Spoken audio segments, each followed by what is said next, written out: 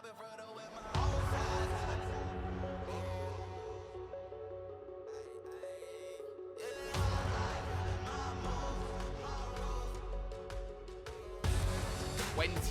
drivers, $25,000.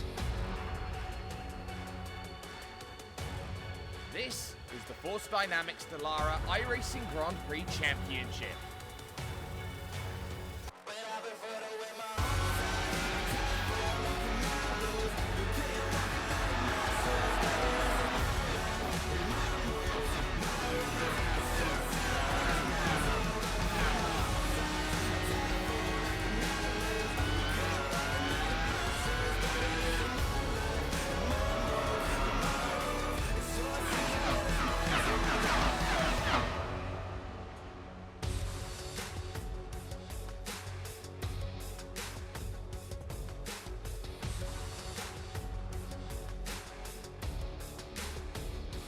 This is racing's love letter. This is a track which has absolutely everything. Every asset of what a track should be, has been, and will become is derived from here. This is Suzuka. This is where champions are made and championships are lost. And this is a brutal battleground today as we sort out the 9th round of 10 here in your Force Dynamics Dallara iRacing Grand Prix Championship. Welcome to the conversation, ladies and gentlemen. This is where action comes to life today. My name's Jake Sperry, joined alongside with Peter Mackay and Kenneth Bueno to bring you all of the coverage today. Kenneth, it is a fantastic circuit and one where drivers have to be at their absolute limits to be at the best. And it is a track also where, Jake, the stakes are amplified. It is larger than life for this Force Dynamics Dallara iRacing Grand Prix Championship. And how about at a track that's fast, that's long, and has a lot of challenges for each and every one of these competitors here today. It is going to be a fantastic one with the championship on the line. That means things are only going to get tighter. Absolutely, and Peter, you know, this track doesn't need much of an introduction. Almost every corner around here has the tag of legend surrounding with it. It is Mie Prefecture's golden gem. And how does this track perform in terms of these drivers and what is some insane cornering speeds we've seen today? Yes, this is a circuit that demands a heck of a lot from both the car and the driver, and indeed, particularly the tyre. And I think that's something that we're going to be talking a lot about tonight, because there's huge cornering speeds, real intense changes of direction as well. And that's going to put the tyre through a lot of stress as well. Mercifully for the drivers, the track temperature appears to be lower than usual, and they're going to be very, very happy about that in terms of the grip. But we know, as you said, Jake, Suzuka has had so many dramas in the past. We're at the penultimate round of the Dallara IRO1 World Championship, and Peter Berryman or Martin van Loosenoord, who's it going to be? I don't know. Well, this is a famous circuit. It's one of the few figure-8 tracks in the world that holds that legacy and that metric to it. You've got that snake section to start the lap. You've got the two Degner corners, the hairpin, spoon, 130R, the most legendary corner of them all, into the Casio triangle. This is a beautiful track, and we're going to see some great racing today around this place. 5.81 kilometers, 3.609 miles, and every single time we come here, it is incredible to see just how much they can push forward. But it's not just about this track today. We have been alluding to it. It has been about championship points and where you need to be and how much of a margin you have at the top. They can see it. Peter Berryman, 154 points. Martin van Loosenoord, 145. 9 points the difference. Half back there, 24 points. It's going to be an incredible fight between now and the end of the season, and that is where our main focus is going to lie today. But we are just about to get ourselves ready up to the gridding process, so let us go towards our starting grid then and see just how everyone is going to be stacking themselves up in terms of 40 laps worth of racing action today. And it is Michele Costantini on the front row with Martin van Loosenoord, Ugolotti and Ben Fuller on row 2, David Toth and Valentin Mandenack there on row 3. The big surprise, if you look down, is Peter Berryman. He starts from 9th position on the grid. He couldn't get his second lap time done in qualifying. That was a huge issue for him, as he now has a lot of work to do here today. Moving on down, you've got the likes of Omar Bahar and Sam Keita, 13th and 14th positions on the grid. James Pinsker is back there in 16th. Jorge Martinez there on the 9th row of the grid. And if you look back down to the final page, Johan Hart has a qualifying ban. He starts then from the back of the field. He is only there because the other two drivers, Soria and Del Campo, did not set times, and he is ahead on iRacing in the number 90 car today. But for Martin van Lozenoord, he has been given a golden opportunity. With Berryman back in the pack, 9 points can very easily make themselves found here today around this place. This is not for the faint of heart. You know you have to get the very, very best out of it here today. And a track which is so technical in the early stages. And of course, you've got memories of great races stretching all the way back through the early 2000s to the 90s to the 80s. This place has legendary written all over it. Clean side to the track for those with the odd-numbered drivers, so they may get a slightly better launch. But Van Lozenoord knows he's got work to do today. Ugolotti in third, Ben Fuller in fourth. They definitely want as much of an opportunity today to make their challenge known. 40 laps, as we said. It's a 17-turn track, and every single turn will matter in the early goings. Let's get ourselves ready, though, here from the Suzuka circuit. Green flag, we're underway, and some slow starts then from the two SDK gaming cars. Van Lozenoord immediately alongside on the run into turn one and flies into the race lead. Exactly what he wanted to see. But here comes Costantini straight back here as they charge through the snake for the first time. But he has to yield here. Van Lozenoord has the lead. Ugolotti got a really good start as well there, Peter. Yeah, that's exactly what Martin van Lozenoord needed to do. He had to dispatch with Michele Costantini because, of course, Michele Costantini, teammate to his big championship rival, Peter Berryman. But great start from Martin van Lozenoord. He's really got to push on here and lay down some qualifying laps, try and build himself a bit of a cushion. We've seen the draft be so important in this Dallara Aero 1 so far in this World Championship. But here at Suzuka, there's so many high-speed corners that actually the dirty air makes it a little bit more difficult to follow. It certainly does. There was an issue back in the pack involving the likes of Soria and Martinez and Cedric Beal, but they have all pretty much gone through. Alejandro Del Campo has already retired the car, but here's the run, the crucial run here today. Up the hill, over the bridge, and through to 130R. Here comes Costantini, making a move for the race lead, going to the inside. Van Lozenoord having to yield there as they go to the Casio Triangle. Costantini back in control. A little look there in fourth position from David Toth going forward, and already it's about what positions can you make in the early goings. As Peter Berryman knows, he's got work to do in the early stages of this one. He's already up one spot, but look at this on the front, side by side into one, and nearly a look from Ugolotti there, Kenneth, as they tried to make the charge. It's going to be frantic all 40 laps. It definitely is going to be frantic, and it's quick. This track is Suzuka, but the one thing you also have to keep in note, Jake, is that you got to be really careful with these Dallara IRO1s. These drivers compared this circuit and how difficult it is driving-wise to Road America, because if you can see, there are barriers across this track, but there's not a lot of runoff. So if you make a mistake, you're going into the grass, into the gravel, and your day may go bye-bye. Take a look at the replay there. That was a contact incident near the rear of the field. Andreas Henkel, Alejandro Del Campo involved in that. So multiple drivers getting included into a first lap scuffle. But so far for the leaders, Jake, seems to be okay. Costantini takes control of the race once again.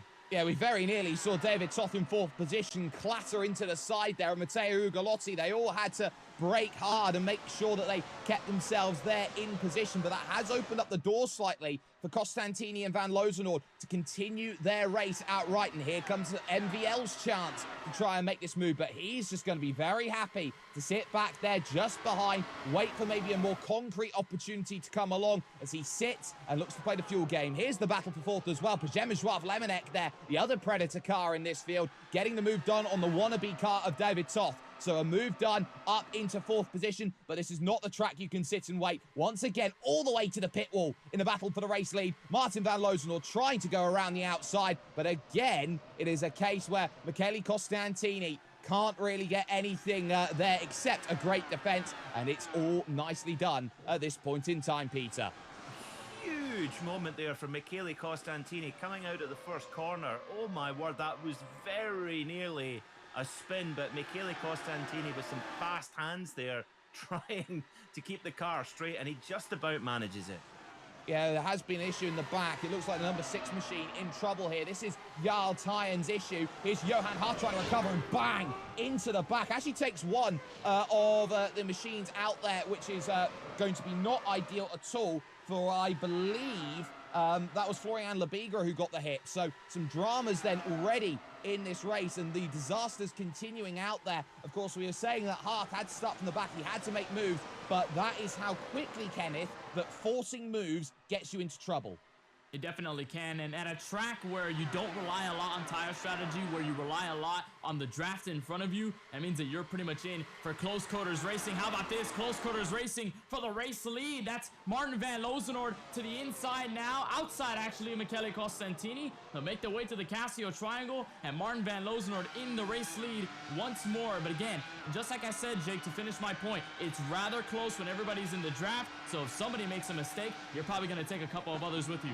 Oh, Michele on the outsides, they go through, but Van Lozenoord holds on. We look at it from Ugalotti's perspective here, and pushed out on the exit here. Ugalotti's got a great chance here through 2, and he steals it away. Italian versus Italian as they go through. Van Lozenoord getting absolutely marshalling on the circuit there with the way he was driving. He was saying to Michele there, you want to try and go around the outside of me? That is not a good move, Sunshine. And he now has the lead, and crucially, he has about half a second's worth of gap here, Peter.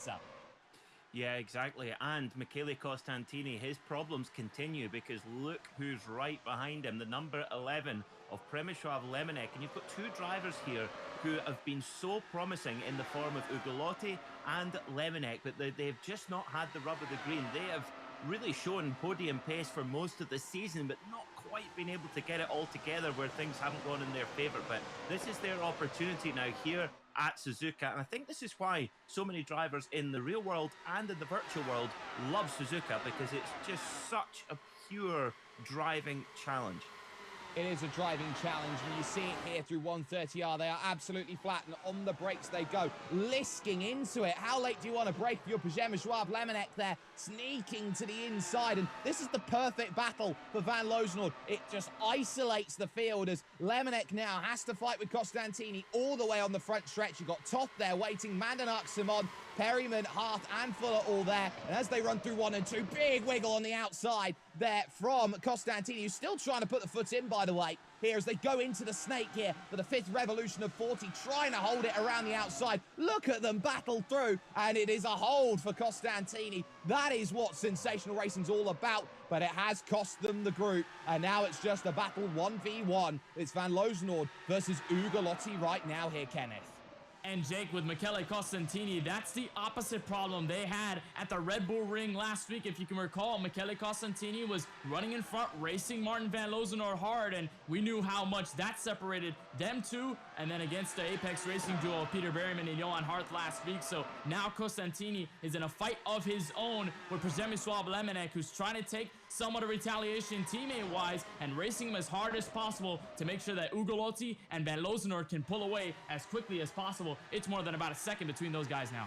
It absolutely is, and there is a little gap now forming to Valentin Mandanak. They're just behind. He's got behind him the two Hungarians of Simon and Toth. Tamas Simon had a pretty good qualifying, it looked, in the early stages, but here comes a little bit of a frequented look, not this time though, into the triangle. It's going to be one of the key places today to get moves done. The train stretches all the way back, by the way, to Sam Keitert in 11th position, and we've been looking here, Kenneth, at strategy as Ugolotti sets the fastest lap then of the race, trying to chase down Martin van Lozenoord. How important is strategy going to be today as they sort themselves out? We saw everyone took the hard compound in qualifying.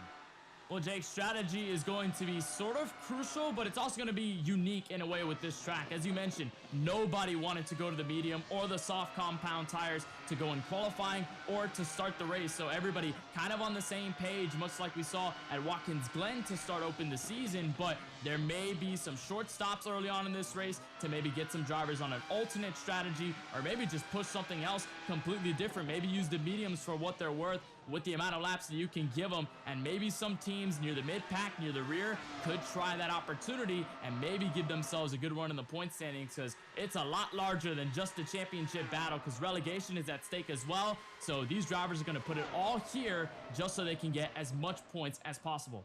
And there you can see the points break down. 25 points for a win, 21 points for second, 18 points then for third. Goes all the way down from 6th place, 10 points, to 15th place for 1 point. And that 1 bonus point for the fastest lap, which will be iconically put in purple on screen. There is your fastest lap holder, Matteo Ugolotti, as he tries to work out where is the best place to attack with Martin van Lozenord at this point in time. It's the 69 versus the 98, and they cannot afford to sit back and wait for this race to come back to them. They might allow that group behind to charge back onto the back of them. But Peter, you know, we're through the early stages. Drivers now 7 laps through this race are going to be starting to think about their rhythm. This is about what we're expecting for halfway in the stint. And those who have managed fuel and tyres nicely will be saying now is the time that they need to go out there and understanding what they need to do here today. Here are your top 2, and look at them, both there. And Van Lozenord just looks like every time he's going around on these circuits, he's not breathing at all. It looks like he's holding his breath. Yeah, he always looks very serious, does Martin van Lozenord, and no wonder, because this is serious business. We're going for big cash prizes here, thanks to the lovely folks at Force Dynamics. And yeah, there's a lot at stake here for Martin van Lozenord, and he will be fully aware of the opportunity he has here with Peter Berryman, his championship rival, all the way back in 8th and not making forward progress either. But Ugolotti, he's playing this one very clever. He could have tried a few dive bomb maneuvers on van Lozenord, but he's looking at the bigger picture. He's thinking, there is no quicker driver that I could tuck in behind and try and build a gap. But that being said, Costantini, he's dropped back into the 27s again, and he's flying. So we could see Costantini re-emerge in this leading fight. But Ugolotti playing this one very smart at the moment. Yeah, and again, here's the issue that you see. Costantini again takes a couple tenths of a second. Hey, oh my goodness me. Down the inside, Przemysław Lemonek. That is a great move, as there was Tamas Simon's battle that you see on screen there. So some wonderful action going up and down the field. And now you start to see this next group getting itself into play. And it looks like at this point in time that everybody is trying to get as much as they possibly can out of it. I think there has been an issue for the number 9 car from that group, which is jumping in and out potentially there. But at this point in time, you'd say great action going on. And now it's 3 breaking away in the secondary group. You've got Costantini, Lemonek and Mandanark, and a lot of work here for Toth to try and bring himself back into play. It definitely is a lot of work needed. And Jake, just to touch on Tamas Simon, I think there's some technical issues with his machine, so that's exactly why he's kind of all over the place. We'll keep an eye on him, see exactly how he progresses forward. But as for these guys in the second group, now it's going to be sort of imperative to see how the pit strategy is going to fall out, because I said short strategy might work, but these guys are going to go around 14 to 16 laps. As you take a look at a replay on the bottom of your screen, the pass from Przemysław Lemonek to the first corner, what a pass that was on Costantini. But these guys are probably going to go as far as maybe 16 laps if they can save. And with this second group, they may have to just try something different, because with this gap, it's really hard to really grasp the top 2 leaders without trying something on pit road. And almost a pass there from Costantini. He's going to tuck back for second. For third, absolutely he is, and that is going to be an interesting scrap. So too was just behind that as well, as the progress still being made by the 2 Apex cars. There's Lemonek, Costantini and Mandanark then. 3rd, 4th and 5th on your screens right now as they drive through, up the hill, through Dunlop towards the 2 Degner curves. 2 incredible corners which really just jut out and make themselves iconic. That small second one right leads yourself up to the middle sector, and it does feel like a circuit of 3/3 as you go around, you fight and try and get as much as you possibly can out from this place. But we are in that focus and that waiting game at this moment in time. And at this point, you'd say Lemonek's number 11 role, Peter, is very, very simple. If McKelly wants to get by, make it as hard as possible. There is Valentin Mandanark, someone who could very easily be a champion in future seasons. He's just sat there having a look, and this is very much a case of, what do I do? You can see both of them are really fighting hard, and I don't think he really wants to get himself involved with it and jeopardize his own race there in the R8G car. Yeah, he's certainly been really unlucky in a couple of races where he's been fast and then taken out of the game, often through no fault of his own. So, yes, I think he'll be one to box clever here, but I think the brief will be very clear for Predator and RHG, they're going up against the might of Apex and SDK Gaming. Berryman in the SDK and Apex camp, and Van Lozenoord in the RHG and Predator camp. And I think the brief will be very clear for teammates of both championship protagonists, and that is make it as difficult as possible for the rivals. And, you know, in clean air, Michele Costantini is a huge threat. He's a massively fast driver, so quick in this kind of car, loves high downforce tracks as well. So if he gets free, he then becomes a big threat again to Van Lozenoord. So I think the call for RHG and Predator here, for Lemonec and Mandernack, is to neutralize that threat. Yeah, but at exactly the same time, now clawing onto the back of the group is Peter Berryman, Johan Haaf, Ben Fuller. They're all there, and they're all going to be trying to get some moves going forward. So they've got a lot of that in their mind. And this charge from Berryman, he's up 3 places. Haaf behind is up 12 from starting 19.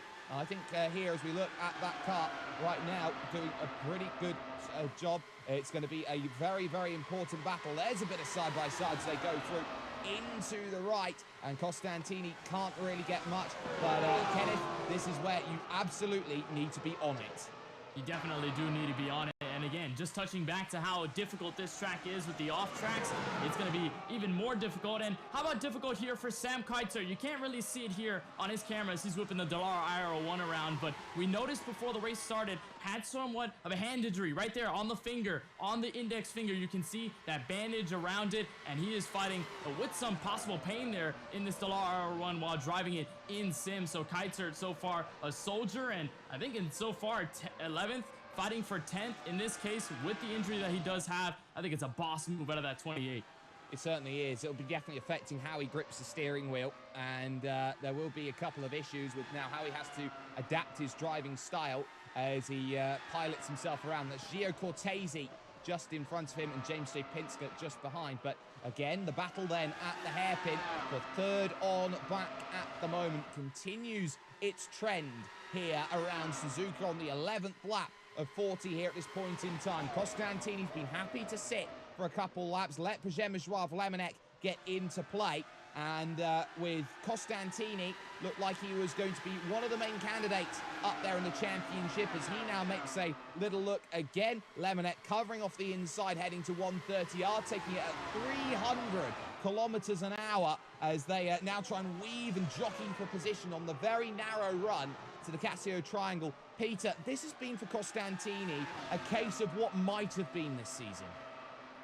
Yeah, I think that would be a good way to sum it up. Unfortunately, it was put it on the front row earlier on in the season many times and been very, very fast, but just hasn't quite come together for the Italian driver. We know how fast he is in a single seater, but yes, a story of what could have been. I think there's a lot of drivers up and down the grid who will have that same feeling, and they'll be hoping to come back very soon in the iRacing Grand Prix World Championship and try and set the score straight. But they will, however, play a very important role, I feel, in the outcome of this championship still. I still think they do as well, and you are absolutely right there. But what a charge it has been for that driver just behind, as you can see some work as they drive into the hairpin. A look on the outside line from Costantini, not making it happen. But Peter Berryman in the 50, Kenneth, has been really impressive. It's not been by victories he's been impressive, but by sheer consistency. He's always got himself there. A little bit of a look there from Mandernack into Spoon. Not going to happen, but Berryman just has that grit and ability to never say die when it comes to a race, and he always finds a way to get something happening. And he's got a run right now against Mandernack. He's going to be looking at it here in towards that next section, as to Costantini trying to go to the outside. That's not going to work. He'll have to go to the outside again. He's going to get himself covered. He might get himself boxed in. Lemonec just taking enough room here, and Costantini powers around the outside. What a move that is. Oh, what a move indeed by the driver of the 66, and he makes his way up to third right now in the running order, Jake. But you were talking about Peter Berryman, and the largest reason why he's even in the lead in the championship is because of that consistency. Yes, he does not have as much wins as Martin Van Lozenoord does. He only has 2. Martin Van Lozenoord has a total of 5, but his finishes overall, Jake, have been just impressive over this part of the campaign, that he's been able to just keep himself steady. And when you have a bad race out of MVL, then you take advantage, and that's exactly what Berryman did. And now that's why he's 9 points ahead in terms of the championship, with a possible opportunity to take it all away in the final 2 races. What he has to do here, though, Jake, is move past these cars. Martin van Loosenoord is leading the race, and he's going to be dropping a lot of points if he stays in 6th, so he's going to have to make these moves in the first stint as well.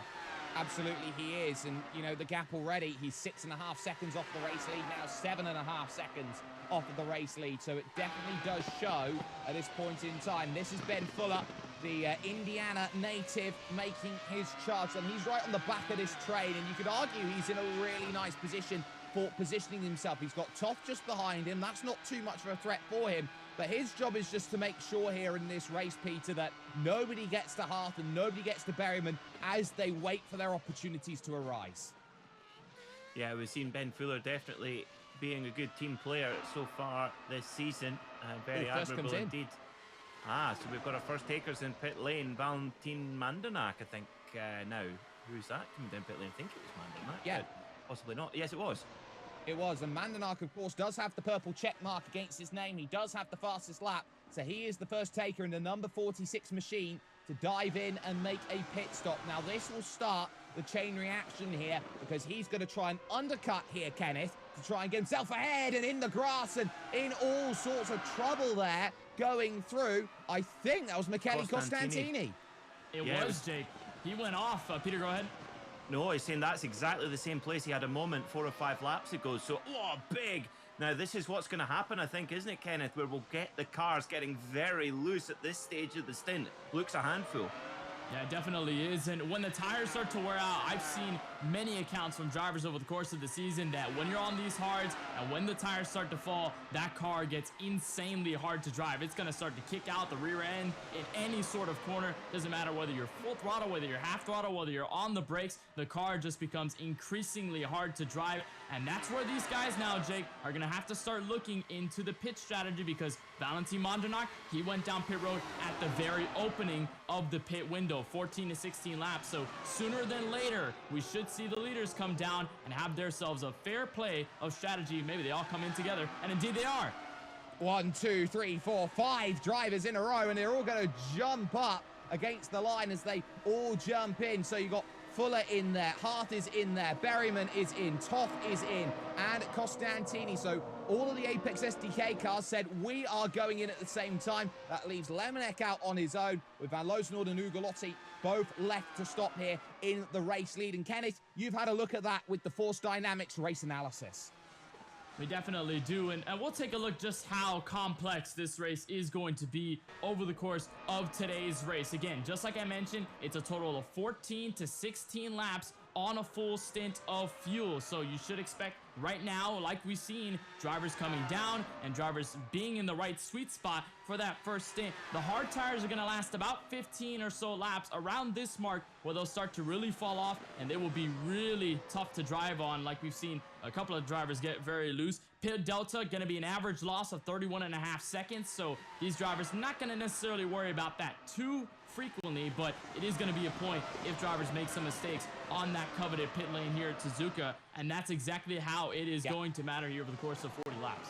Martin van Loosenoord's indicating he wants to pit in on this lap to Matteo Ugolotti, and for all those who are involved, leading duo then are going to dive down into the pits. It's a very, very tricky commitment cone as well, because you're downhill all the way and you got to get it stopped, and then you got this transit speed of just 60 kilometers an hour as they go through. Lemonek also into the pit, so too Cortese, Pinsker and Keitert all diving in. Mandenack has got himself ahead of the entirety of the train that he was racing against, so he's got the stop perfectly sorted. But as they drive through towards this beautiful Casio triangle, once again it's going to be about positioning, where you want to be, how aggressive do you want to be, and Mandenack here will get himself going. The leaders have got themselves away right now here, Peter. They're going to be back out and away again, 1 and 2, but Lemonek here, now this is the key as they come out. Lemonek is going to be right on the back of everyone.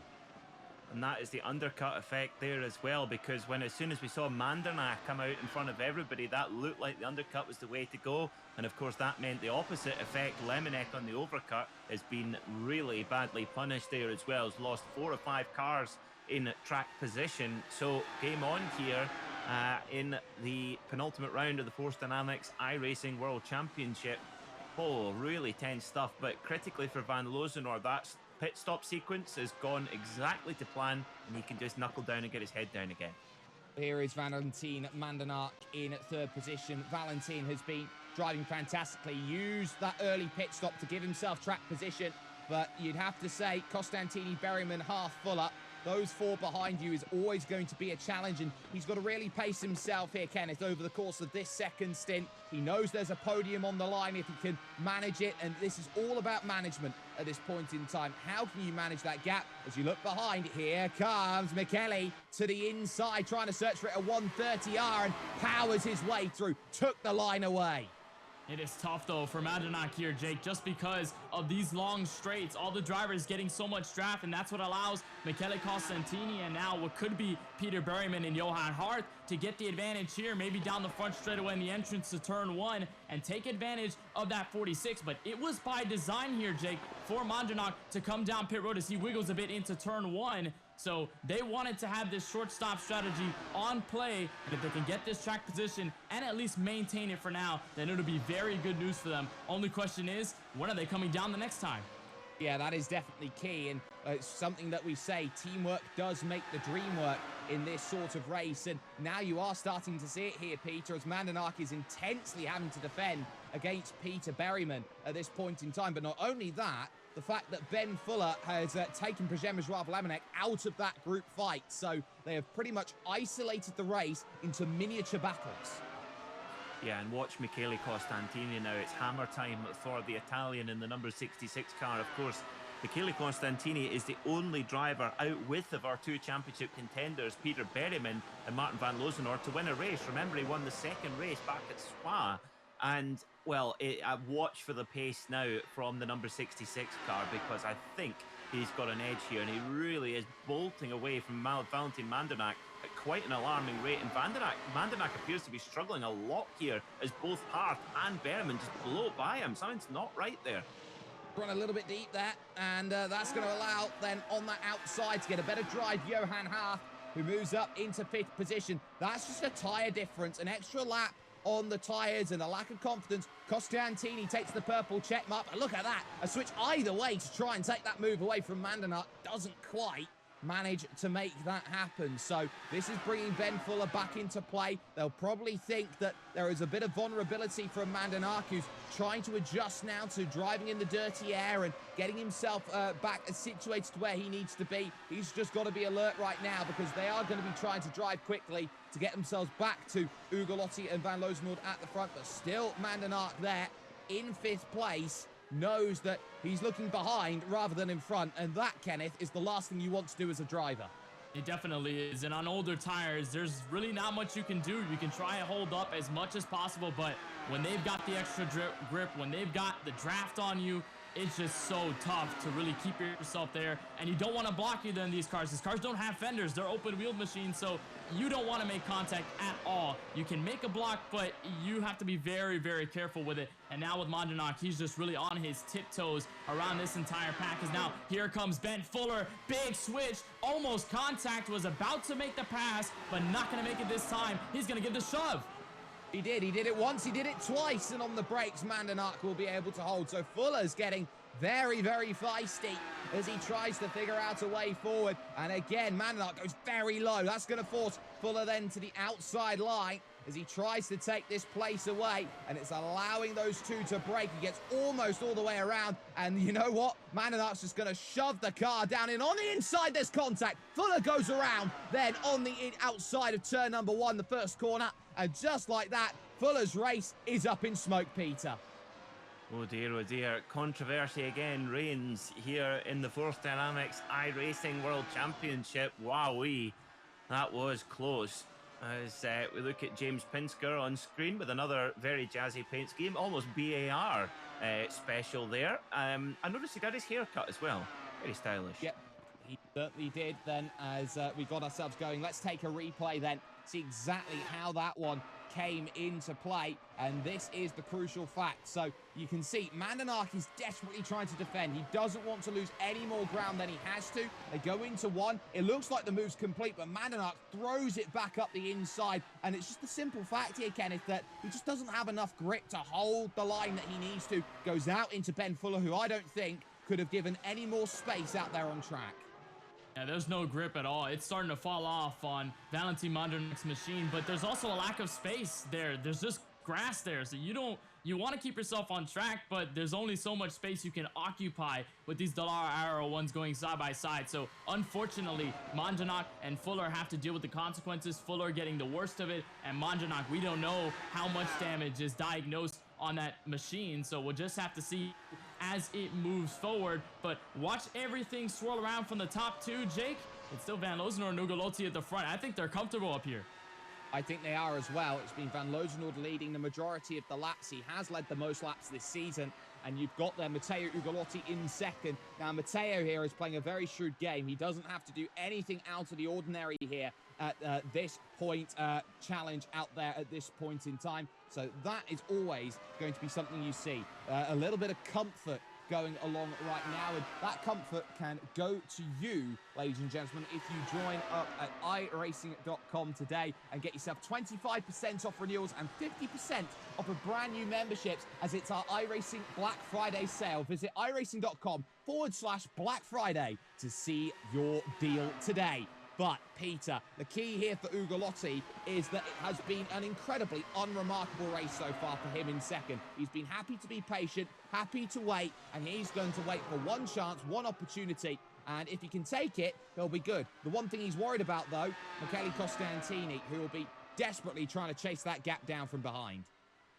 And I think Matteo Ugolotti might not be the only person worried about Michele Costantini, because he's gone quicker than our leader, Van Lozenord. 3 laps running as they come over the line. It could well be 4 laps running. Indeed, it is. So the gap now down to 4.4 seconds between the leader and Michele Costantini as well. In fact, it's coming down even hotter now. Yes, it is. 4.4 seconds. Right the first time. So, yes, Michele Costantini is the man on the charge, and he's really using that new tyre to full effect.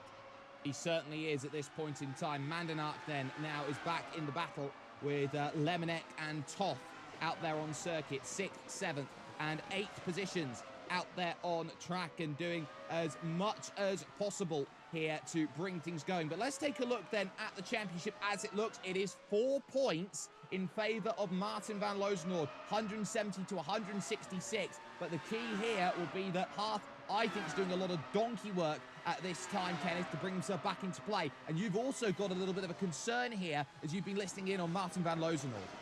Indeed, I have Martin Van Lozenord, the race leader, who you see right there, could be leading the points after this race if the results hold. But out of Martin Van Lozenord's camp, talking with his spotter and crew chief, Graham Carroll, he said, what about Michele Costantini's last lap? Mentioned the lap, and Van Lozenord said, I don't think I'm going to make it. Very concerned about Costantini's pace, but Carroll just reminded him and assured him that it's all good. It's in your head. Just keep going. And for right now, just trying to calm Van Lozenord on his trek to the front as, again, they continue to fall through in lap time to the driver's third on back.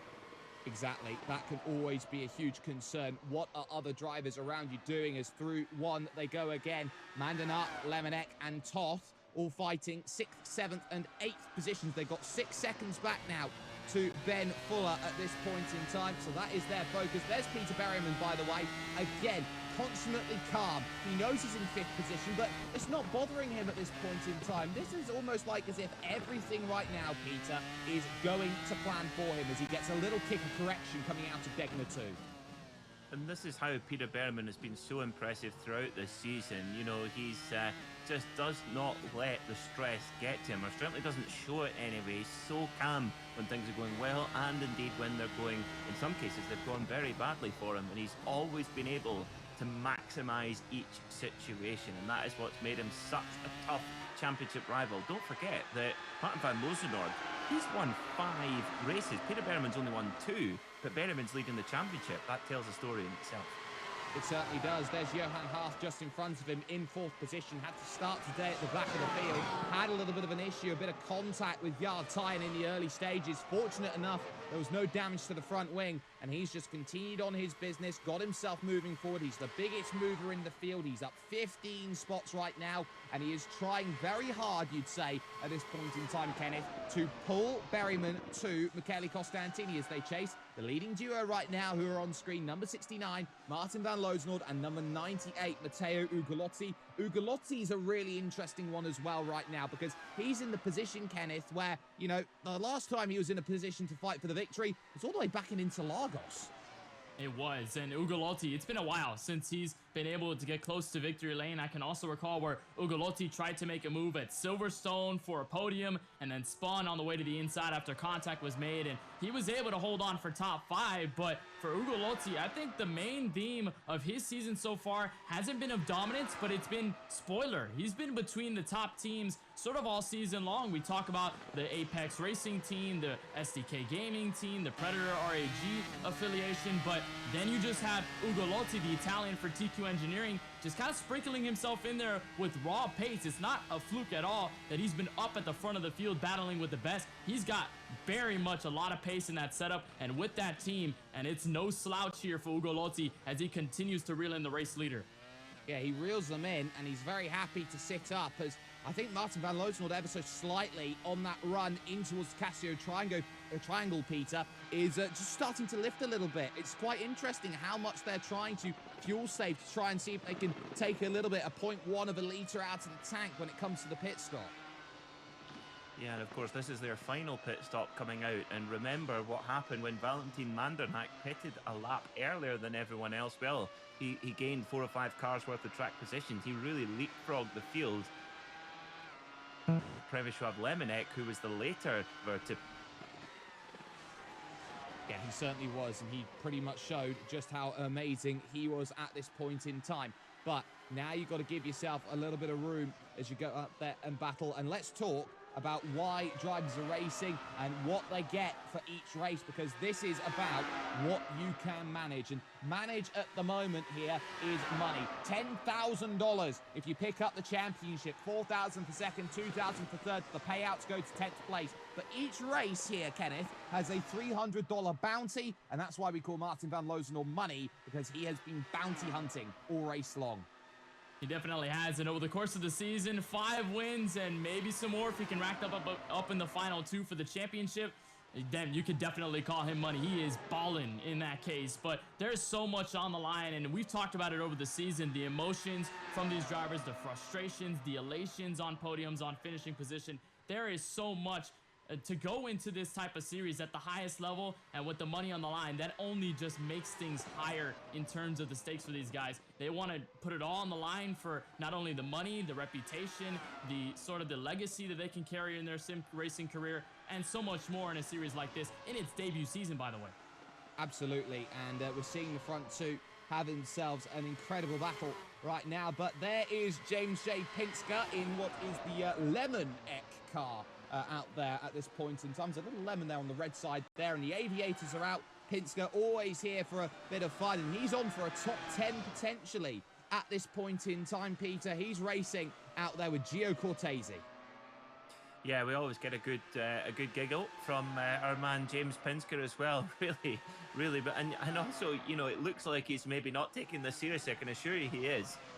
You know, his performances show that as well. And James has also been one of the kind of early adopters and real, I don't know, how would you say, ambassadors for this Dallara IRO1, and telling the world and telling the sim racing community about how much fun it is to drive. I tell you what, we've got a move going on to 3rd place right now, and it's Johan Haas and Michele Costantini at the moment. They've just changed positions as we focus. There's the move. Now, this is really crucial because they've been working hard to get themselves there. The pace from those 2 Apex cars over the last couple of laps have been about half a second a lap quicker than Michele Costantini. And that really, Kenneth, has been huge. And that's why Haas is now up into 3rd position. They want to lead the line because on that last lap, they were nearly 0.8 of a second quicker than the race leader. And if you get that momentum, Jake, you just want to snowball it until it's a giant, almost sort of a snow boulder. You want to keep it going until the very end. And if you can chop this lead down before the second stint of green flag pit stops, then all power to you. That's going to mean a lot to catch up to Van Lozenord and Ugolotti, because it feels like everybody third on back has been sort of behind the 8-ball out of the top two. So it's been very tough for these guys, and if they can try and cram the lead in for the final stint, maybe make an alternate call, they could be in the right place to potentially win this race. But also, Jake, if we touch on James Pincer's paint scheme, that's wishing Przemysław Lemonek a happy birthday. So happy birthday to Przemysław today. Absolutely, and the birthday boy doing a pretty good job right now in 6th position. But let's take a look back then and see how that pass was all constructed. And it was all down to a slow down penalty and how you need to serve it. So going through, they can see just pushing a little bit there too much. And as they go through, it's going to be a case of, well, I've got to take the time away somewhere.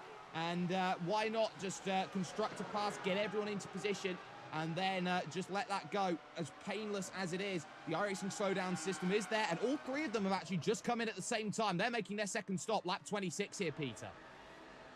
Okay, so all of the SDK Apex cars in then. Johan Harth, Michele Costantini in the middle there, and championship leader Peter Berryman. Now, will that undercut work for them? Here are your two leaders, Van Lozenord and Ugolotti. Now, will this hurt them? It will do initially, but as we come into the critical last 2 or 3 laps of the race, this could prove critical for Van Lozenord and Ugolotti, because as we see, the tyres are really getting ripped to pieces here at Suzuka. Oh, they absolutely are.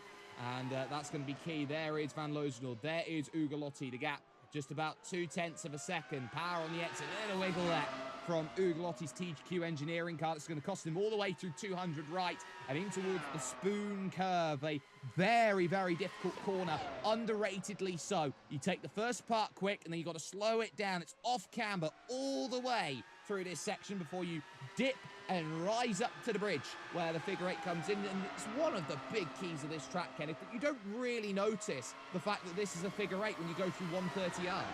You definitely don't. On the racetrack, it looks a lot different than from the spectator stands. But yes, indeed, it is a figure 8 circuit, one of really the only figure 8 circuits in the entire world. So it's a very unique part of this famous Japanese circuit, as the leaders will stay out one more time before to hit pit road. But that's another thing that these drivers just have to deal with, is just sort of the pace that you have to carry here. That first section is very critical for maintaining momentum and then building it for the long sectors in that second half before the hairpin and before the Casio triangle near the end. So there's so many factors that go into being fast at this track, and that's why setups have to be so important, but along with just straight driver precision. They absolutely do. And the longer that these two at the front stay out, the more likely it is that that group, which was about 4 seconds back when they came in and made their stop, are going to bring themselves into play and try and leapfrog them when it comes to strategy. From Mantova in Italy, Matteo Ugolotti very much getting nice and neat behind, where Martin Van Lozenord going through the hairpin and making that drive again through 200 right. Costantini has the fastest lap, and at this point, Peter, there's also that to try and contend with right now. How late do you leave it in terms of the stop, and are you going to have to send a driver in for a third time today to go and make things happen? So that's going to be something very interesting. Who wants fastest lap? Well, that is certainly an opportunity for those who are kind of out of the points or down the order anyway. They might come in and throw a soft tyre at it to get that fastest lap. So the likelihood of it going to one of our championship protagonists is actually less. Oh, that's fascinating. Matteo Ugolotti makes a very late call to go to pit road, and Van Lozenord carries on. Now, the lap times are now approaching the 129s, which are about a second off the optimum pace. So, whoa, Van Lozenord is really rolling the dice here.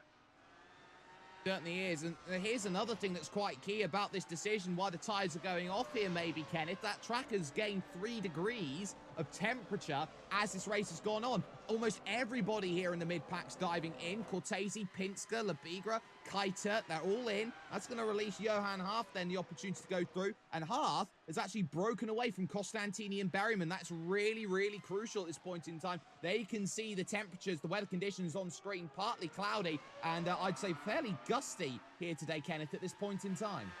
Yeah, it is, and with these high downforce cars, you don't want to see wind anywhere. Unless it's carrying you from a tailwind, you don't want to see it. But you are right, the track has grown in temperature. It was 76 degrees when we started just before qualifying and the warm-up kicked off, and now it's up to an 80-degree track temperature as time has moved forward here in this sim. So it is getting tougher now, based with the tire wear. The car is getting very loose on exit, on entry, everywhere. The car is getting in a way to step out, and then coupled with that heat on track, it only makes the cars slicker on end. Let's watch here, though, if Martin van Loozenhoorn will come down pit road. The answer is yes. Leader down with 12 to go.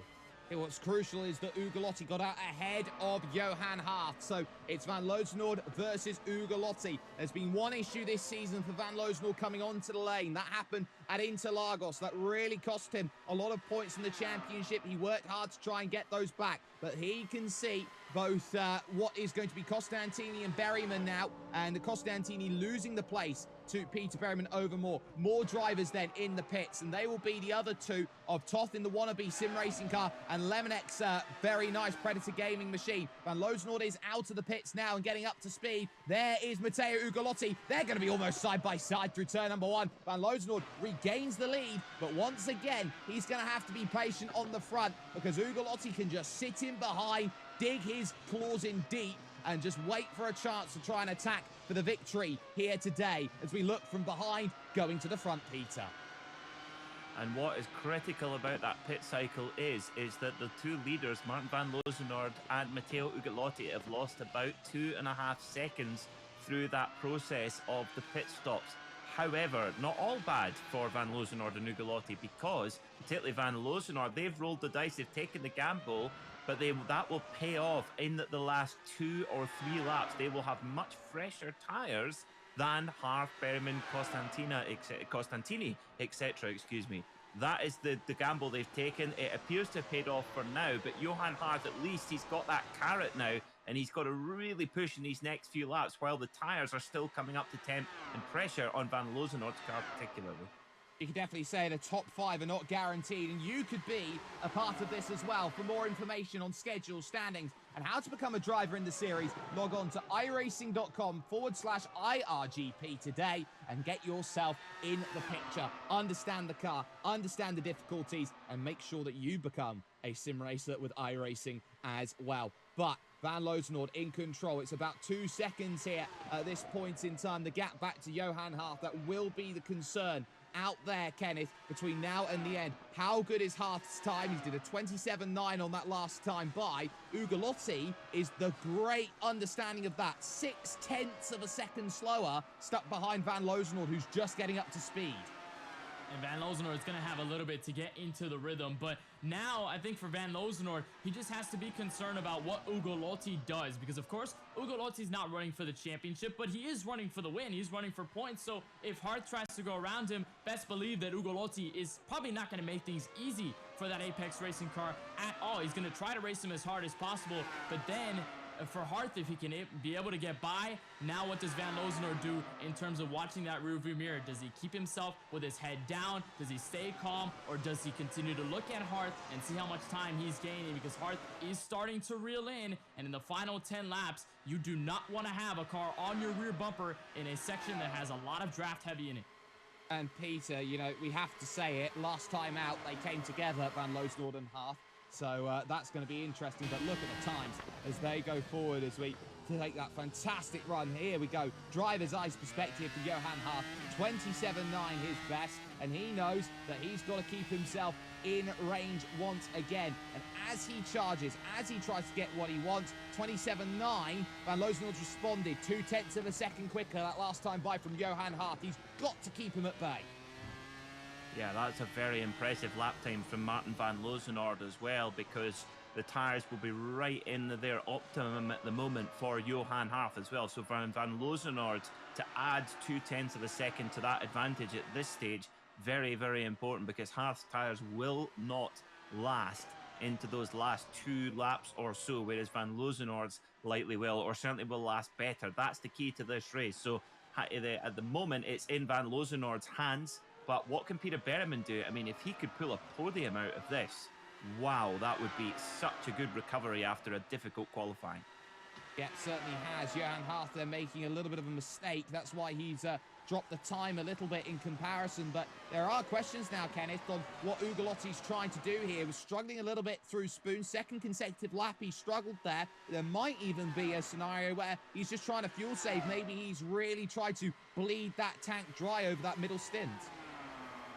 There probably is that possibility for Matteo Ugolotti as you take a look at the live points on the right side, as so far it's a 1-point spread between Van Lozenoord and Peter Berryman. That is remarkably close. But for Ugolotti, again, playing the spoiler, I don't think he wants to really push it now. Maybe he's just saving for later because he is a little bit slower. But again, much like Peter mentioned at the top of the show, this track is a tire eater. It's tough. It has a lot of load on those hard sidewalls even. So this driver right here in Ugolotti probably is looking to just save a little bit and then try to attack. He did it in the opening run, so there may be not a surprise that he tries to do it again, hence the lack of pace right now.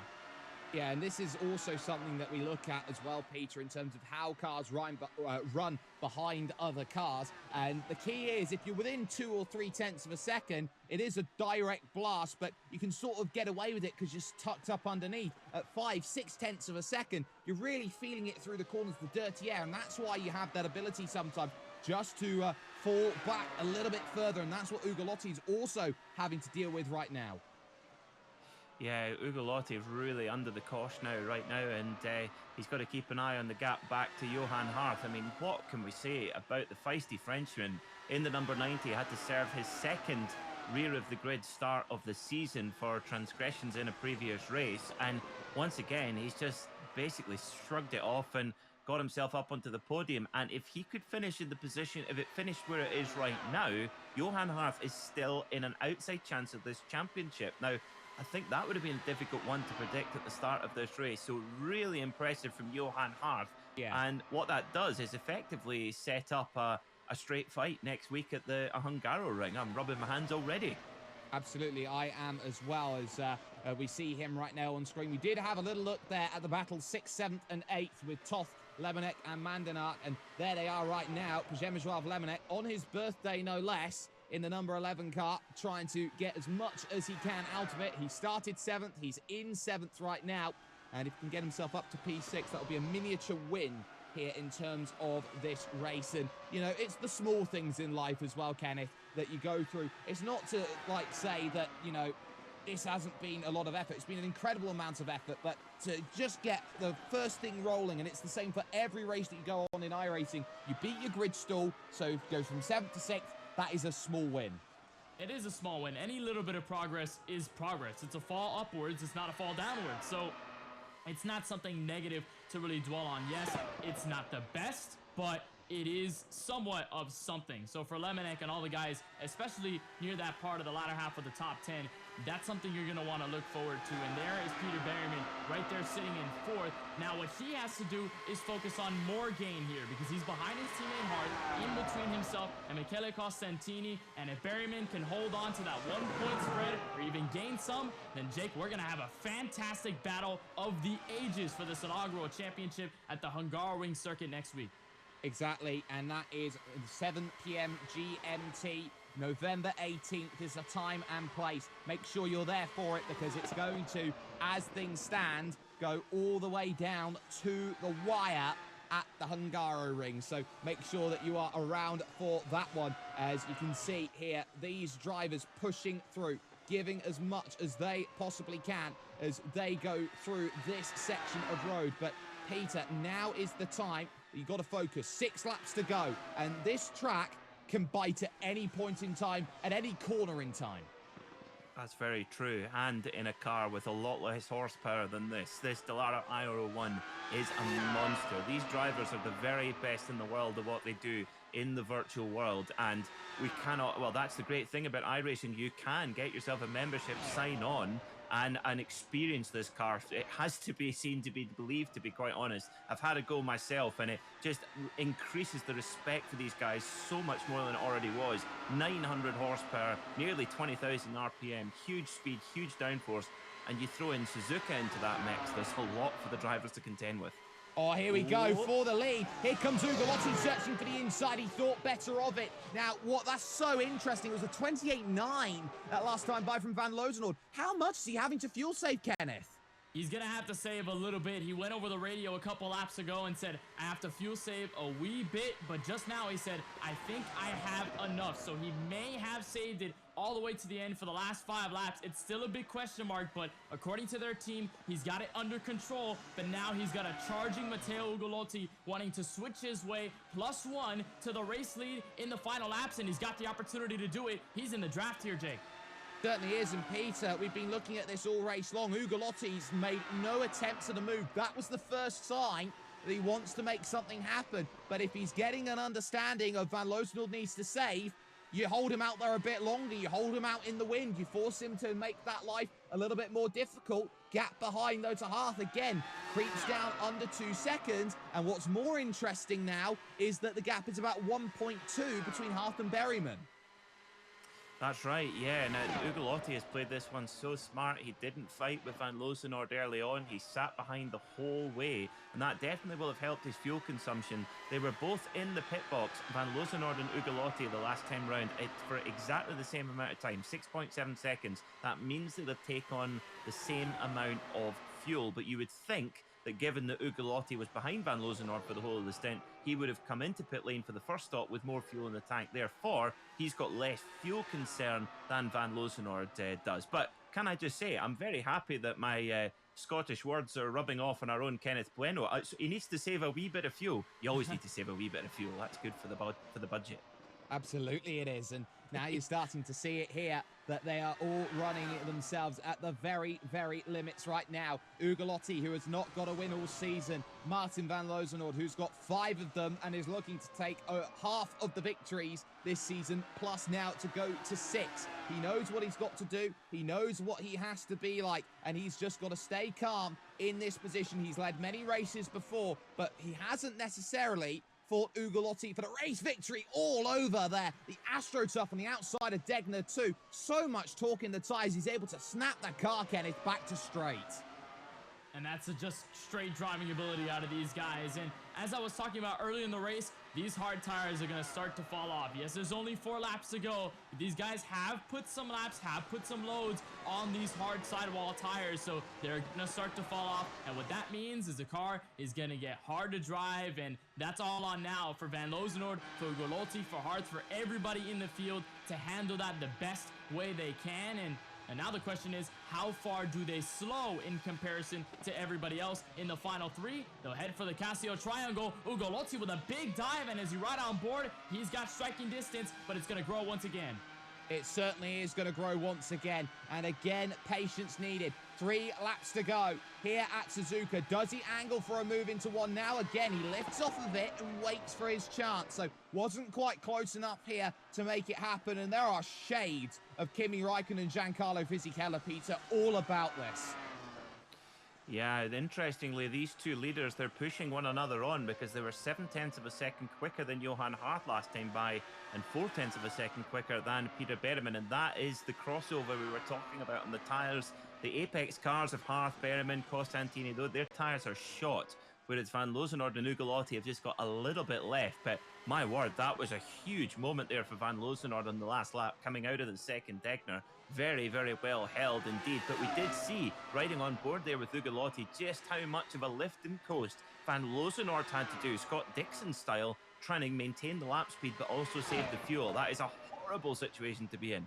It absolutely is. We do need to note there has been a pass here for 6th position. You can see Przemysław Lemonek ahead of David Toth. That one going into turn number 1. And so Lemonek felt that his fuel saving is okay. He can go out there, be aggressive from now to the end. But David Toth, give him some credit in this championship, Kenneth. He's up there well inside the top 10 and has been proving time and again that he is one of the most consistent race finishers in this championship. He is 6th behind the 4 cars of Apex and SDK and Martin Van Lozenord. And what makes it more interesting, Jake, just like Ugolotti's story, is that these guys only field 1 car in this series. Wannabe Sim Racing Team has that single car in David Toth as he gets passed by Valentin Mandernach for 8th. or for 7th now, as Toth is going to move back to 8th. But it's a single car operation for those guys, and to put up the amount of finishes that they have over the course of the season and to secure themselves a spot into next year's competition, that definitely means a lot in his chase for a potential Dallara iRacing Grand Prix Championship in the future. And Toth, remember last week, he was a podium finisher in the top 3 to Hungarian. He certainly was, and he proved just how much worth that he was able to do. His first podium of the season, and he has a lot on the horizon for him if he can continue on this vein of form, and he is proving that he is a great driver. So too Mandanak, he's one for the future, and Przemysław Lemonek has done a very good job on his birthday, then in position number 6 overall. But we are a bit. Johan Hart in trouble. He's being caught by Peter Berryman here, and this might just be a pass that puts Berryman back into the lead of the championship. It's 1 point to MVL at this point in time. He'll go around the outside. It'll be little resistance from Johan Hart into 131. Make that 2 points championship lead. Peter Berryman, Peter, as we go on to the last lap. Van Lozenord, I think, has just broken Ugalotti's spirit.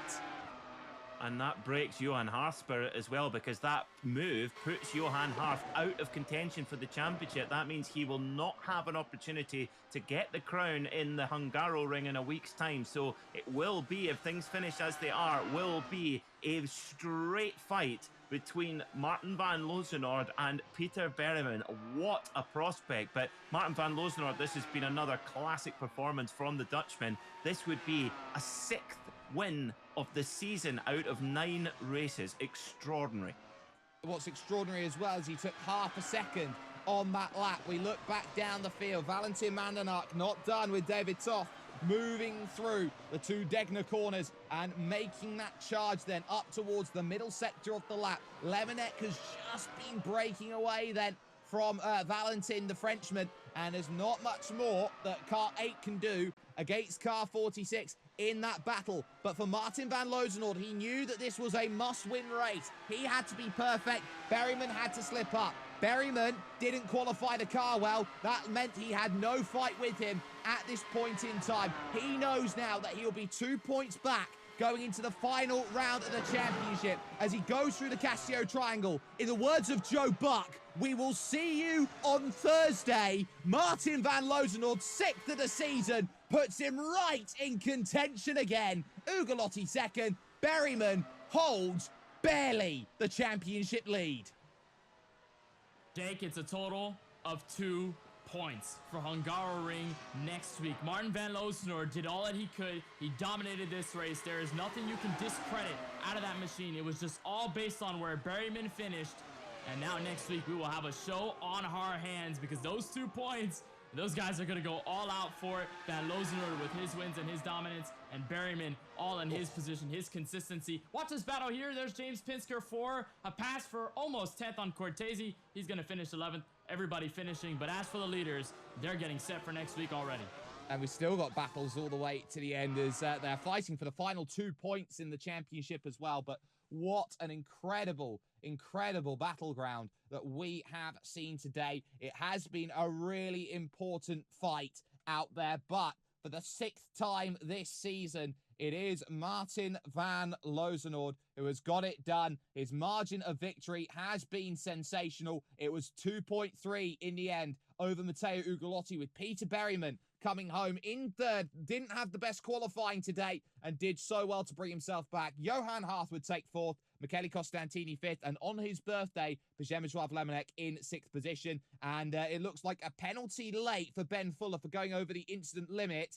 Drops him down to 13th position late. So that will promote Gio Cortese and James J. Pinsker up. Marquez was able to beat out Omar Bahar for the final 2 and 1 points there in that race, with the likes of Jose Soria, Tamas Simon, Jarl Tyant, Andreas Henkel, and Alejandro Del Campo, your retirees then from this 9th round of 10 of the championship. We said it was going to be an interesting battle. We said, Kenneth, that it was going to be right there at the highest pinnacle. You needed to be at your level best, and you've just found a driver who was at his level best for the 6th time this season. Well, it's hard to really say that Martin van Lozenord is not a contender for the championship, as we'll bring him into the broadcast booth. And Martin, we called you money, Martin van Lozenord, off the case of our friend Jake Sperry in the booth, but can we call you the 6 God now? 6 wins on the season with just a 2-point spread between yourself and Peter Berryman in the championship. Walk us through just how big this win is for you here from Suzuka based on what happened last week. Yeah, you can call me whatever you want, man. I think it's kind of creative. I like it. Yeah, tough race. Had to battle hard in the beginning, and yeah, kind of worked out. So very happy with the result. The result, of course, first out of all the people in the field, but I mean, of course, with championship implications, this race meant a lot based on Red Bull Ring, where you fell out of the championship lead. You were kind of on the hunt back. And in this race, you led a lot of it, a majority through the strategy. Did that go into your mind, this championship battle, the whole way through, or you were just solely focused head down to the strategy and making sure that you can do as much as you can to win this race here today? Yeah, well, I knew as the track heats up, you want to have fresh tires in the end. And with a lighter car, due to the strategy, I just had a quick car in the end. I just had to make sure that I came out in front of the Apex guys and Matteo. That was a close one, though. So I could have gone one lap longer, but the tires were just gone, and so I had to call it and go into the pits a lap earlier. But it all came down to the strategy for me, and yeah, I mean, track position is quite key on this track, but overtaking is also, yeah, it's a good possibility to overtake here. It's not easy, but there are some great places. So track position was key also. We saw a glimpse of that as well, the overtaking on the opening laps to leader Michele Costantini. I think that was a sight to see. But now Hungaroring. Next week, 2 points. Yourself, Peter Berryman, for the Force Dynamics Dallara iRacing Grand Prix Championship. What's the approach here with the 6 wins? What's the kind of mindset that you're going to carry into that race? And what are you going to try to do to secure yourself as a title holder this year? Well, obviously, mindset's full focus for this last one. Even though it's been a long season, including the pre-quali. So yeah, full focus. Work as hard as possible on the set to make it work properly throughout the stint. Make it quick, and yeah, just head down and never give up until the very last lap. All set and focused for the championship race in 1 week time. Martin, want to give you a huge congratulations on your 6th win in this 2021 campaign, and we wish you the best of luck and all the focus for next week's Hungaroring finale. And of course, that's going to be a lot of fun, so we hope to see you there. Thanks, mate. See you next week.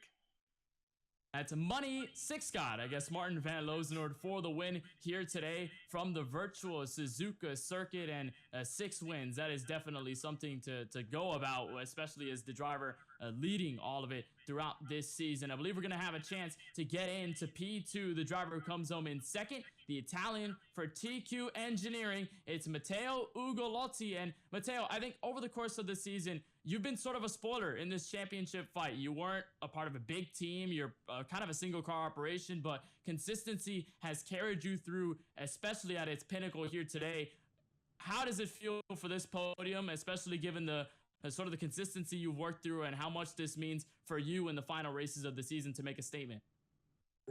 Thank you guys for all the good words. I'm really impressed, to be honest, already from the quali, but I was in P3 and didn't expect it. Also because these guys are extremely quick, and congrats also to Michele for the pole position. And I mean, I still can't believe it to made up the P2, because yeah, I mean, I'm working with a lot of people that are helping me a lot, and I'm really gonna say thank you to them, because it was all by yours help. But yeah, the next race will be, I hope that it will be similar to this, because we are working really hard, and I think we deserve it, because we never got much luck in the past race, but this week was everything was perfect. I think the hard work has paid off today from the Suzuka circuit, no doubt about that. But Matteo, that final stint, I think you and Martin van Lozenoord, even before that last pit stop, you guys were kind of working together in a bit, still pushing away from the rest of the field. So in that final segment, how much difficult did it get for you to try to get past Martin van Loosenoord, or what were your thoughts then in that last segment? Yeah, for the first 13 laps of the race, it was not my intention to fight Martin because it didn't pay off to fight. We are just focused on breaking the draft to guarantee my P2. And yeah, in the last stint he was flying, so I was not able to catch him. But yeah, he made an incredible race, and I'm happy for him. We're able to walk away with a P2 effort here, a podium finish in the Force Dynamics Dallara iRacing Grand Prix Championship and the penultimate round. Matteo, congratulations on this remarkable finish for you and the TQ Engineering team, and we wish you the best of luck in the finale at Hungary next week. Thanks, man. And Matteo Ugolotti for TQ Engineering, the driver who comes home in P2. We'll take a moment to talk to the final driver out of our podium here today, Peter Berryman, who will walk into next week's race as the championship leader by a total of 2 points. Peter, this race qualifying, probably not the greatest for you, but it was a walk up through there. It's a third place finish here today. What are your thoughts after this sort of defending race in terms of fighting Martin van Loosenoord for the championship hold? Yeah, I mean, taking the result as it is, I think, yeah, I can't be too upset. Messed up in qualifying, off track my second lap, so that stuck me, I think it was P9 in the pack instead of up at the front. And so that was on me. From there, it was pretty much just damage limitation, trying to recover as much as I could. Yeah, pretty interesting race, After Red Bull Ring, the RHE guys had a good whinge and cried about what went on there. Saying, that it's not racing and things like that. They then show up today and do the exact same thing that we did, if not worse. So I guess it just shows their character. We haven't said a word about anything that's went on all season, raced fair, and then, they show up and do things like that. So in terms of my race, it was pretty much in the bin after the first stint, around the first stops. Obviously, they started backing us up and we lost so much time to the lead. So a few good strategy calls. We managed to come through the pack then, and from there it was pretty much just bringing it home. We tried to put a bit of pressure on the cars at the front towards the end there. We had very, very good pace, but yeah, we just had, given the strategy we'd taken, we had too much fuel at the end to really do anything. So yeah, championship league into the last round. Can't be too upset with how the day started. So yeah, take it for what it is. And also got to mention that pivotal pass on teammate Johan Hart to keep that 2-point lead over Martin van Loosenoord for next week. So now next Thursday, it's all on the line for the championship. It's you, it's Martin van Loosenoord. For you to try to get this inaugural Dallara IR01 Pro Championship, what is the mindset? What's the approach? How are you going to try to ensure that when you finish that race at Hungary next week, you will be titled a Force Dynamics Dallara iRacing Grand Prix champion? In terms of prep and how we approach it, I guess the same as every other race. We'll maybe have to look at things a little bit differently with how things went today. There's obviously a lot of variables that can go into these, but the goal is just to beat Martin. Simple as that. Not really too much to it. I know a 2-point gap isn't the greatest, but it's something, and I figure you're going to make the most out of that coming in next week. Peter, I want to give you a congratulations on this third place finish. Want to wish you the best of luck for the championship race next week. And of course, want to give a congratulations to Team Apex on the new building that they announced today as well. Yeah, thanks very much. Super exciting going forward for myself and the guys. So yeah, thanks very much. Well, Jake, that's your top 3 finishers. Money, Martin van Loosenoord, the winner. Ugolotti with a podium. Peter Berryman with a 2-point hold on the championship for the final race next week. That's exciting. That certainly is exciting. 2 single championship points. It can only be Berryman or van Loosenoord. It's very simple. Whoever finishes first wins the championship. If points stack down a little bit further, they're out of position, then Berryman has a significant advantage in that regard. Johan Hart is in third position, but 27 points. He is out of the title picture by 1 championship point. It's 2 drivers, it's 1 race, and it's the Hungaro Ring, which is 1 week from today. It's a huge battleground. The driver who's been winning all season long has had 2 bad races and has now got himself back into title contention. The driver who has been gritty and determined, who has put himself in the right position to get himself there. Peter, I'm going to bring you into the conversation very quickly. How do you think this is going to go down? This is a very technical final race of the championship. Well, we heard Peter Berryman, didn't we? It's pretty tough between the two teams at the moment, RHG and the Apex Racing team. It's a very simple, no holds barred fight at a circuit that's very familiar to the drivers from watching on television, but it's a pretty new circuit to the iRacing simulator. So there's a lot of work to do in the next 7 days, and you can be sure that both Apex and RHG will be putting in the mileage in the next 7 days. I, for one, cannot wait to see who comes out on top between two very tough competitors. And Kenneth, you know, we heard it as well from the finish there of that and through the interviews, how Peter Berryman got very chirpy there going in towards that final stage. November 18th, does it all come to a head, or are we going to see this become one of the races for the ages in iRacing sim racing history? I don't doubt for a moment, Jake, that this race is going to go down to the very end. I mean, you've got 2 of the best drivers in the series. They've made their statements. They've put in all the work. So now it's all about this final race, and if they can put on performances much like they've been doing all season long, it's head-to-head. Everybody else, you can forget about them for the championship for now. It's all the spotlight on Berryman and Van Lozenord, a championship that we'll be waiting to see, and maybe some bragging rights as well. You can call yourself an inaugural champion, but you got to put in the work first next week. Absolutely. There is the time, there is the place, and there also is the track. Join us for that. But from everybody who has been sorting it out today, who has been getting themselves into the right position, it's been a pleasure to bring yourself into the party and the conversation. Martin Van Lozenord may have won this skirmish, but it's all about the final battle. There will be one winner, there will be one loser. No ifs, no buts, no ands. It's plain and it's simple. 2 points, 1 race, and iRacing holds the key here today and for 1 week from now. Join us for the Hungaroring 1 week from today. That is where the final destination will be circled.